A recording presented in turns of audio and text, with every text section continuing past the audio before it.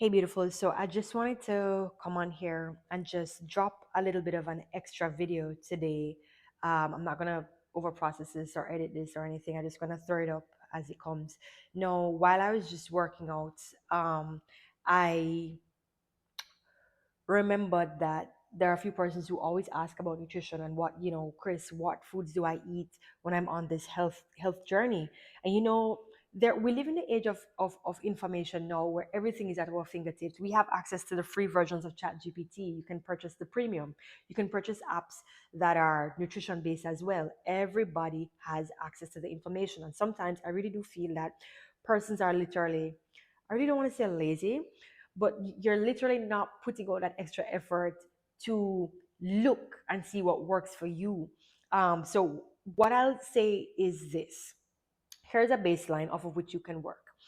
If it is that you want to gain weight, you want to be eating more calories than you're putting out, all right?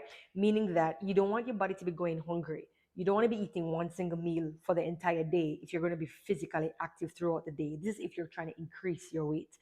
Many persons do not know how to track the calories. For example, when they work out, you can use something like a sports watch. You can go online and Google, okay, about how many calories do I burn if I'm doing um, 100 squats for 10 minutes straight. And these are things that you can do like a chat GPT prompt. If you don't know what that is, you can Google it. Um, how many calories am I burning if I do that? How much food or calories do I need to put back in? And then in addition to that, what foods will give me the calories that I need in order to meet my caloric demands every day. You can Google these things. You can chat GPT these things. So with regards to me and what I'm currently doing, I'm currently working to build my strength even more, develop my muscles, and heal in a few areas of my body. And these are things that typically come on for me with continuous stress. I dance, and so I will have different issues in different areas.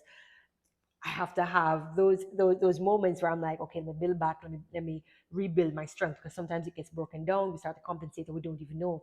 You may not be a dancer, but you may have this and don't even realize you favor one side as opposed to the other. What happens is that other side gets weaker, the side that you're not using. Um, and that can cause things like injuries. When you have your injuries and you're trying to recover, you're trying to heal, you want to increase your protein intake. Same thing goes for if you're trying to build or develop muscle. Everybody, when you're working out, whether you are in your 20s, you're in your teens, you're in your 30s, your 40s, your 50s, your 60s and over, you need to increase your protein intake once you start to exercise, because your muscles will need that for support. In addition to that, you will want to have a balanced diet. So things like the excessively fatty foods and excessively sugary foods, you want to eliminate those, not eliminate them completely, but reduce them down. And there are online sources that can tell you, okay, this is the amount, this is the recommended daily amount that you need to have. If you are a plus size woman of this particular weight with this particular condition, diabetes, any other metabolic disorder, or anything, you can chat GPT these things. So I'm just kind of doing this video to kind of uh, prompt you to say, okay, oh, this is how I need to be thinking. I'm building muscle, I'm developing muscle, I'm toning, I'm sculpting. So I need to be putting in protein into my body. I want to have a healthier weight. I don't want to be fatty, right? Or soft, or, just not feeling good about yourself. And so you want to opt for the healthier fats, the things that, have the, let me tell you, a healthy fat. You have some butters that are vegetable. No, that's not a good idea. A good example: olive oil is a very good example of a healthy fat. Avocado is a very good example of a healthy fat.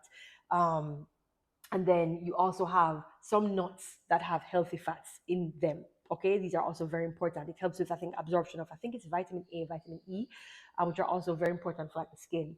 As I say, the skin. Another thing, see, my skin is clearing up. I'm so proud. Not completely yet, because I do still have, some spots here and there. I have a little bump come up, but that's like a PMS bump. But anyway, my skin feels like it's glowing a lot more these days. I've reintroduced my vegetables. I've reintroduced my cucumbers. Cucumbers are like a magical fruit, girl. Cucumbers and my vegetables such as lettuce, my greens, leafy greens are also very healing for the body. So incorporate those. They're also high in fiber.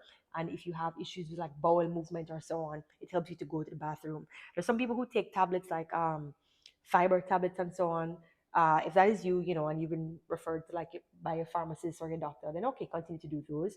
But for other persons who have like a normal system, things like high fiber foods, fruits, vegetables, grains, all these things help to be like a broom, clean out the system. So incorporate those. And many times I want to say we know what is wrong for us, and we don't listen. We don't listen. We eat foods that make us feel, ladies, this hair is just bothering me. It's just in my face. Everybody want to be in Chris's video. Jeez. So anyway, so anyway, um, many of us know what the bad foods are. Many of us know what the bad stuff are, what is not good for us, but yet so we still do it. There is such a thing as sugar addiction. There's such a thing as carbohydrate addiction. And many of these food companies know these things that we can become addicted to sugar very easily. And there are legal ways to tell you that there's no sugar added when there's actually sugar added. There are hundreds of different scientific names for sugar, right?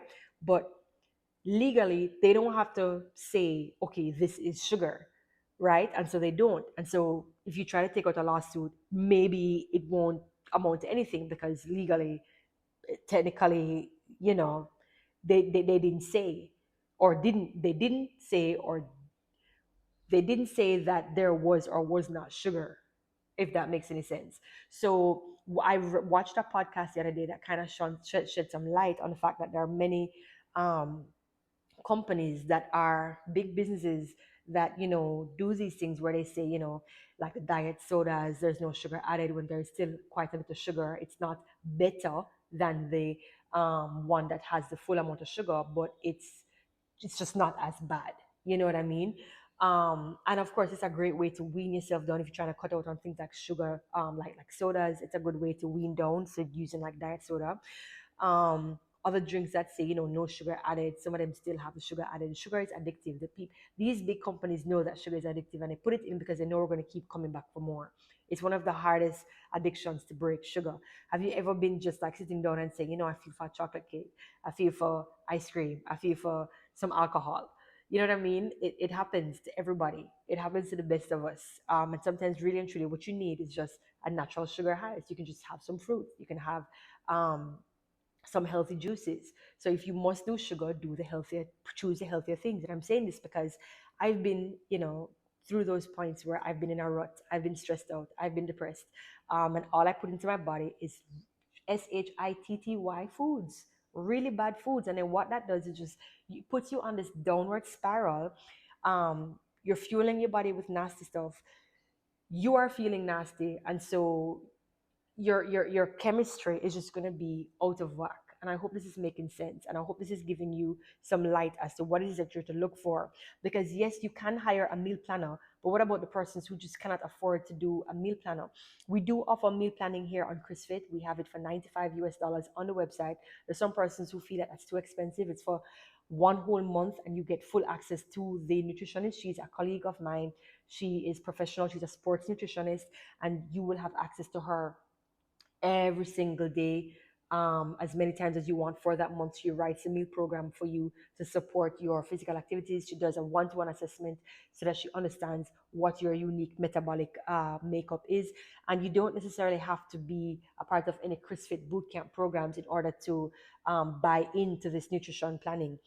You can just go ahead and do it. But then what about the person who cannot afford to do that meal plan? I completely understand.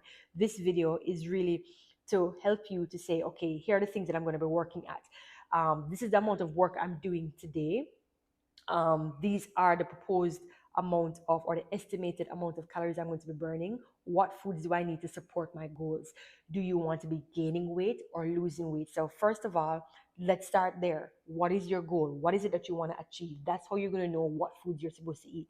If you want to be eating as much as you want to without, the repercussions, then you're just gonna be on a downward spiral. You're gonna be like a hamster on a wheel. You have to decide to discipline yourself in 2025. Nothing comes easy. As much as social media makes you feel like everything comes easy, it comes with a lot of hard work. It comes with a lot of discipline, a lot of consistency, and it's really up to you to say one day, okay, I'm gonna do this, and I'm gonna just go all out with it. Try it for a month. Try it for a day. Just have your plan. Have your plan. What is my goal? Lose weight, gain weight, maintain weight. Go online, look up the sources. There's ChatGPT. I'm Queen ChatGPT. I love a ChatGPT is a girl. Go to Google. Google can be very vast and it may be a little bit difficult to find, but when you put prompts into ChatGPT, as long as you know how to do it, and you can Google what ChatGPT is, you can YouTube how to create a proper chat gpt prompt for like exercise programs, and you can formulate that. Sometimes chat gpt gets it right, sometimes it's kind of a little bit off, and they do put that disclaimer there, that this may be a little bit off. They're still in the process of refining ai, but it can be helpful. It can be a really, really, it's better than nothing at all, I'll tell you that much. And it's on a budget, it's cheap. All you need to do is make sure you have internet access. Sometimes you need to download the app, or if you have access, you can just go on the website, Safari, Chrome, Firefox, whatever it is. Does Firefox still exist? Anyway, okay. So I do hope this was helpful and it pointed you in the right direction of what to think about when you're doing your nutrition or meal planning. All right, my darlings, I'll see you later. Thank you so much for being here.